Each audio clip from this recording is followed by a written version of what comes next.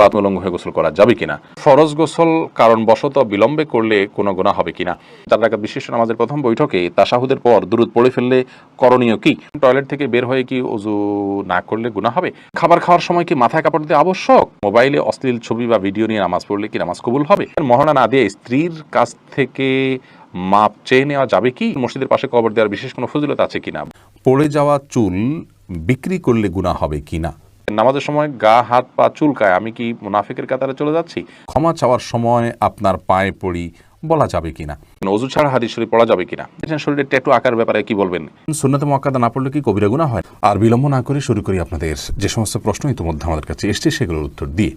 Prince রাফিন আপনি জানতে চেয়েছেন পড়ে যাওয়া চুল বিক্রি করলে গুনাহ হবে কিনা। যে চুলগুলো পড়ে গেছে সেগুলো বিক্রি করলে গুনাহ হবে, কারণ হলো মানুষের শরীরের কোনো অংশ বিক্রি করা জায়েজ নাই। আল্লাহ রাব্বুল আলামিন আমাদেরকে আমাদের শরীরের কোনো অংশকে বিক্রি করার অধিকার দেননি, কারণ এগুলো সবগুলোর মালিকানা আল্লাহ তাআলার, আমাদেরকে শুধু ইউজ করতে দেওয়া হয়েছে, আমরা এগুলো বিক্রি করতে পারি না। এরপর আমি যে প্রশ্ন দেখতে পাচ্ছি সিরাজা মনিরা বোন আপনি জানতে চেয়েছেন ক্ষমা চাওয়ার সময় আপনার পায়ে পড়ি বলা যাবে কিনা। বলা যেতে পারে, এটা কথার কথা। আর পা ধরে যদি ক্ষমা চাওয়া হয় তাহলে এটাকে সিজদার সাথে সাদৃশ্যপূর্ণ বলা যায় না, বরং ক্ষমা চাওয়ার অ্যাপ্রোচটা আমি যে তার কাছে দুঃখ প্রকাশ করছি এটা কিভাবে প্রকাশ করব, এক এক অঞ্চলে মানুষের এটার ভাব প্রকাশের সংস্কৃতি সম্পূর্ণ ভিন্ন। কোরআন হাদিসের সাথে সরাসরি সাংঘর্ষিক না হলে, যেমন কথার কথা মাথা যদি তার পায়ে কপালে ঠুকে দিয়ে তারপরে বলে তাহলে সেটি তো অবশ্যই গ্রহণযোগ্য নয়, সেটি তো সিজদার নামান্তর। কিন্তু যদি পায়ে পড়ি বলে মুখে বললেই তো আর পড়ে যায় না, অতএব এটাতে কোনো অসুবিধা নেই। আর দ্বিতীয় হলো পা ধরে ক্ষমা চাওয়ার বিধান কি। হ্যাঁ, পাটা ধরে ক্ষমা চাওয়ার মানে হলো দাঁড়ানো অবস্থাতে তার মাথা ঝুঁকেছে এমন না, জাস্ট বসা অবস্থায়ও হতে পারে পা ধরেছে, তার মানে তার কাছে সে দুঃখ প্রকাশ করেছে, এটা প্রকাশ করবার জন্য। অতএব এটাকে আমি শিরকের অন্তর্ভুক্ত হবে বলে মনে করছি না। আমরা হাবিবুর রহমান লিখেছেন টয়লেট থেকে বের হয়ে কি ওযু না করলে গুনাহ হবে, না এটা কোনো জরুরি না, তবে সর্বাবস্থা ওযু অবস্থা থাকতে পারলে ভালো, জাস্ট ভালো, কিন্তু না করলে গুনাহ হবে এমন কোনো কথা নেই।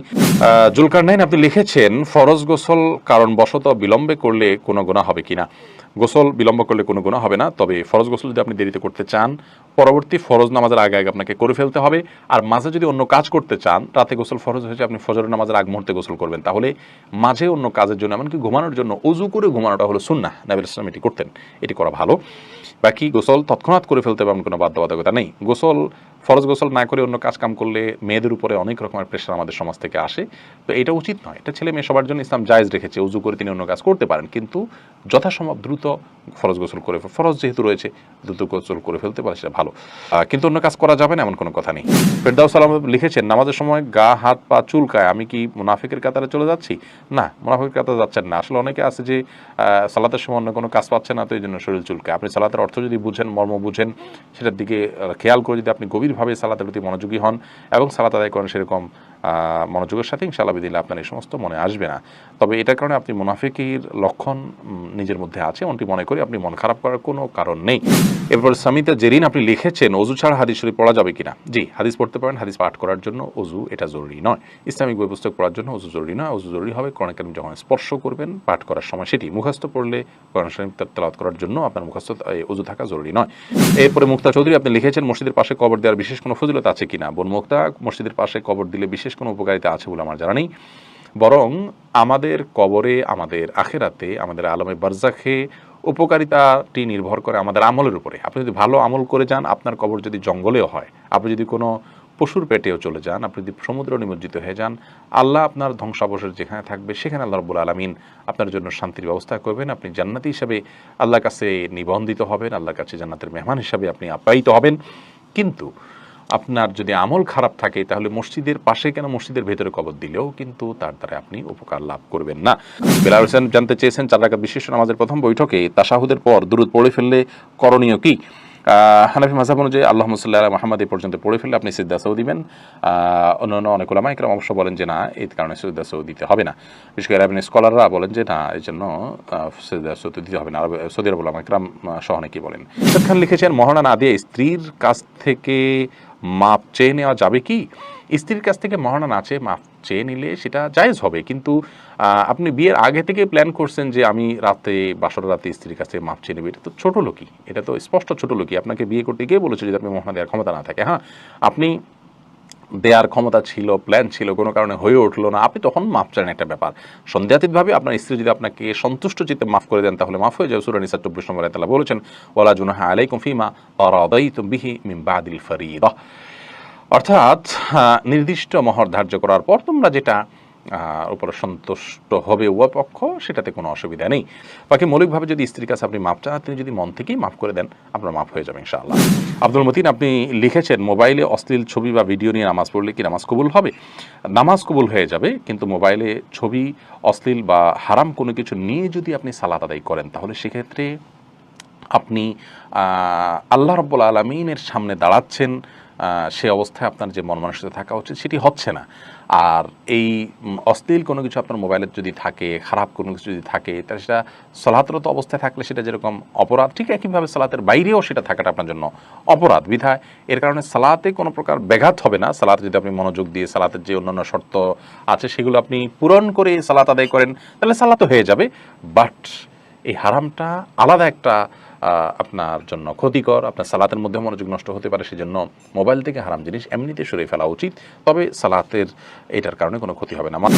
এরপরে সাদিয়া বিনতে আজাদ লিখেছেন, খাবার খাওয়ার সময় কি মাথায় কাপড় দিতে আবশ্যক? না বোন, খাবার খাওয়ার সময় আমরা মাথায় কাপড় দিতে বাধ্য নই, কারণ হাদিস আমাদেরকে এরকম নির্দেশ দেয় না যে ছেলে হোক, মেয়ে হোক, নারী হোক, পুরুষ হোক, খাবার সময় আমাদেরকে টুপি দিতে হবে। অনেকে দেখা যায় খেতে বসলে টুপিটা তালাশ করে, আমার টুপিটা দাও, আমি খেতে বসবো। অনেকে মনে করেন মাথায় কাপড় দিয়ে তারপরে খেতে হয় না, এমন কোনো বাধ্যবাধকতা নেই। খাওয়ার সময় আপনার মাথা খালিও থাকতে পারে, ঢেকেও আপনি খেতে পারেন, এ বিষয়ে কোনো বিশেষ নিষেধাজ্ঞা নেই। রদ্দুল মুখতারি লেখা হয়েছে যে ওয়ালা বাসা বিল আকলি মুত্তাকিয়ান ও মাকসুফার রাসি, অর্থাৎ গ্রহণযোগ্য মত অনুযায়ী উন্মুক্ত মাথায়, অর্থাৎ খালি মাথায় বসে খেতে কোনো অসুবিধা নেই। মোহাম্মদ ইসলাম রুবেল, আপনি প্রশ্ন করছেন বাথরুমে উলঙ্গ হয়ে গোসল করা যাবে কিনা? ভাই রুবেল, বাথরুমে উলঙ্গ হয়ে যদি কেউ গোসল করেন তাহলে তাতে কোনো বড় গুনাহ বা কবিরা গুনাহ হবে না, বড় কোনো পাপ হবে না। তবে এই কাজটি অনুত্তম এবং ভালো নয় আমাদের জন্য, জাস্ট এইটুকু আমরা বলতে পারি। কিন্তু আপনার এর কারণে কোনো বড় গুনাহ হয়ে যাবে ব্যাপারটি এরকম না। বিশেষ ওজোর কারণে যদি আপনার বিবস্ত্র হতে হয়, আপনার জন্য সেটা জায়েজ রয়েছে। এবং নয়বার রহমাহুল্লাহ সহিহ মুসলিমের সরার মধ্যে তিনি ব্যাখ্যার মধ্যে তিনি লিখেছেন যে গোসল করার সময় লুঙ্গি বা গামছা বা এই জাতীয় কোনো কিছু দিয়ে গোসল করাটা হলো উত্তম, এতে কোনো সন্দেহ নেই। তবে যদি প্রয়োজন হয় তাহলে সেক্ষেত্রে উন্মুক্ত করে, অর্থাৎ আপনার সম্পূর্ণ বিবস্ত্র হয়ে গোসল করা জায়েজ আছে।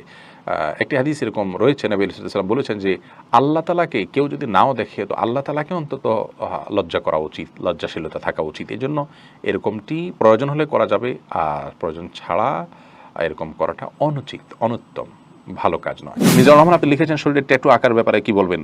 এখন দেশে ব্যাপক হারে ট্যাটু বেড়ে গেছে। খুবই গুরুত্বপূর্ণ একটি প্রশ্ন ভাই মিজানুর রহমান। নবী আলাইহিস সালাম অভিসম্পাত করেছেন লানাল্লাহুল ওয়াশিমা ওয়াল মুস্তাওশিমা, যে নিজে কারোর শরীরে ট্যাটু এঁকে দেয় তার প্রতি আল্লাহ লানত বর্ষিত হয়, আর যিনি কাউকে দিয়ে ট্যাটু আঁকায় তার প্রতি আল্লাহ তাআলা লানত বর্ষিত হয়। এই জন্য এই কাজটা খুব জঘন্য এবং ভয়াবহ অপরাধ। এরপরে তাজ ইসলাম জানতে চেয়েছেন, সুন্নতে মুআক্কাদা না পড়লে কি কবিরা গুনাহ হয়? না, সুন্নতে মুআক্কাদা না পড়লে কবিরা গুনাহ হয় না, কিন্তু এটা একজন ইমানদারের জন্য সুন্নতে মুআক্কাদা নিয়মিত ছাড়া বা কারণ ছাড়া ছাড়া উচিত নয়। রাসূল আকরাম সাল্লাল্লাহু আলাইহি ওয়াসাল্লাম সুন্নতে মুআক্কাদা কারণ ছাড়া ছাড়তেন না।